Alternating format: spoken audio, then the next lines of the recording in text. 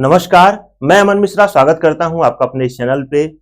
उत्तर प्रदेश के 2022 में होने वाले विधानसभा चुनाव का परिणाम तो आपको याद ही होगा, जहां पे भारतीय जनता पार्टी को 255 सीटें, वहीं समाजवादी पार्टी को 111 सीटें मिली थी, जिसमें भारतीय जनता पार्टी उत्तर प्रदेश की पहली पार्टी बनी थी।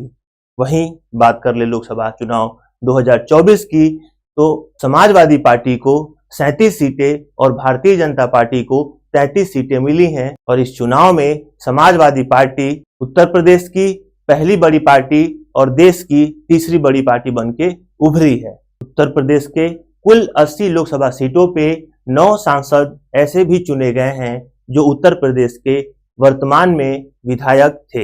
इनके पद से इस्तीफा देने के बाद ये 9 सीटें विधानसभा की खाली हो जाएंगी और नियम के मुताबिक अगर विधानसभा चुनाव 6 महीने से ज्यादा के अंतराल पे होना है तो इस स्थिति में 6 महीने के पहले ही इस सीटों को भरना अनिवार्य है।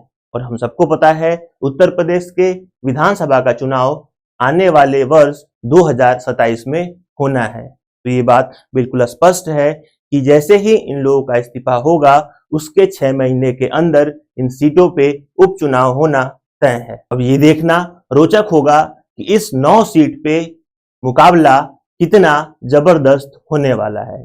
जहां भारतीय जनता पार्टी लोकसभा में उत्तर प्रदेश में मिले अपनी हार का भरपाई इस उपचुनाव में कर सकती है, वहीं समाजवादी पार्टी जिसे इस लोकसभा चुनाव में उत्तर प्रदेश में 37 सीटें मिली है, वो अपने जोशो खरोश के साथ इस 9 सीट पे विजयी होने का पूरा प्रयास करेगी। फिलहाल इन बातों को प्राथमिकता ना देते हुए हम देख लेते हैं कि आखिर वो कौन कौन सी सीटें हैं जहां पे उपचुनाव होना है और वो कौन कौन से नवनिर्वाचित सांसद हैं जिनके इस्तीफा देने के बाद ये सीटें खाली हो जाएंगी। इसमें सबसे पहला नाम निकल के आता है अतुल गर्ग जी का, जो गाजियाबाद से नवनिर्वाचित सांसद हैं और इसके पहले वो विधानसभा गाजियाबाद से विधायक भी थे। इसके बाद दूसरा नाम आता है अनूप वाल्मीकि जी का, जो हाथरस से नवनिर्वाचित सांसद हैं और इसके ठीक पहले वो जिला अलीगढ़ के विधानसभा खैर से उत्तर प्रदेश में विधायक भी थे। इसके बाद तीसरा नाम आता है भारतीय जनता पार्टी के ही प्रवीण पटेल जी का, जो लोकसभा फूलपुर से सांसद चुने गए हैं और इसके ठीक पहले वो विधानसभा फूलपुर से विधायक भी थे। इसके बाद फिर से एक नाम आता है हमारे पास भारतीय जनता पार्टी के विनोद कुमार बिंद जी का, जो भदोही से सांसद चुने गए हैं, जिसके पहले वो निषाद पार्टी से जिला मिर्जापुर के विधानसभा मझवा से विधायक चुने गए थे। अगला नाम आता है चंदन चौहान जी का, जो राष्ट्रीय लोकदल से बिजनौर से सांसद चुने गए हैं, जो कि इंडिया गठबंधन का अब हिस्सा है, लेकिन विधानसभा मीरापुर से ये विधायक थे, लेकिन उस समय इनका गठबंधन समाजवादी पार्टी से था। तो अब राष्ट्रीय लोकदल समाजवादी पार्टी का साथ छोड़कर भारतीय जनता पार्टी के साथ आ चुकी है। अब ये देखना भी दिलचस्प होगा कि क्या ये सीट राष्ट्रीय लोकदल के खाते में रहता है कि भारतीय जनता पार्टी इस चुनाव से सीधे ही अपना प्रत्याशी उतारेगी। अगला नाम है अखिलेश यादव जी का, जो कन्नौज से सांसद चुने गए हैं और इसके ठीक पहले वो जिला मैनपुरी के विधानसभा करहल से विधायक रहे थे।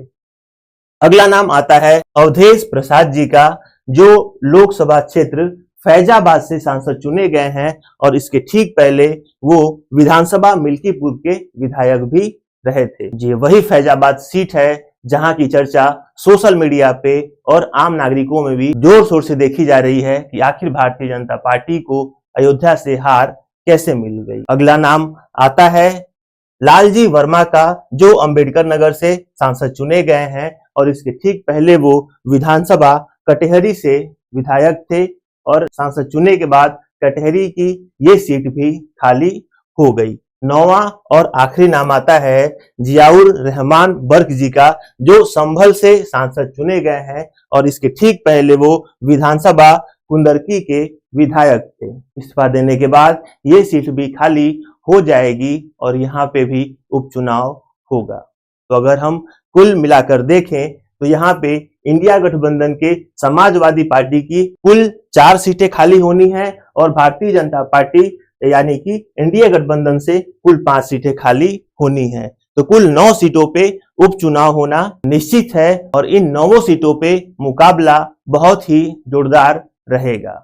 कहा जाए तो दोनों पार्टियों के लिए ही ये उपचुनाव एक अग्नि परीक्षा का काम करने वाला है, जो आने वाले विधानसभा चुनाव 2027 के लिए एक नया रास्ता दिखाएगा। दोनों ही पार्टियों के लिए ये उपचुनाव आन बान और शान की लड़ाई होने वाली है, जहां भारतीय जनता पार्टी उत्तर प्रदेश में मिले हार का भरपाई करने का प्रयास करेगी, वहीं समाजवादी पार्टी आने वाले 2027 के विधानसभा चुनाव के लिए एक नया रास्ता निकालने का इस उपचुनाव में प्रयास करेगी और उत्तर प्रदेश के लोगों को ये संदेश देने का प्रयास करेगी कि अब आने वाला समय समाजवादी पार्टी का होने जा रहा है। वैसे क्या कहना है आपका इन सभी बातों पे कमेंट करके अपनी राय जरूर दें।